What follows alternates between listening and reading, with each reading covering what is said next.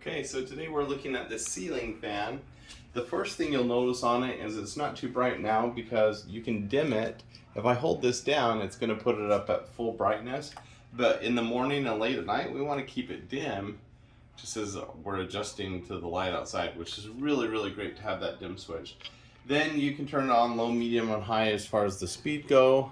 And so you simply hit, and it's really easy, simple remote. Which I really like. Really easy to turn on and off.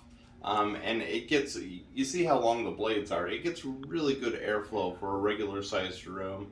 But then as we go on high, even better. And so if you live in a place that gets really, really warm, this is a great fan because it circulates the air so well.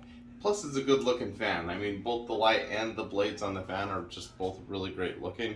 So it's pretty awesome. Also, you can barely hear it on high, and you can't hear it at all on low and medium. So Oh, yeah. you can sleep with it at night.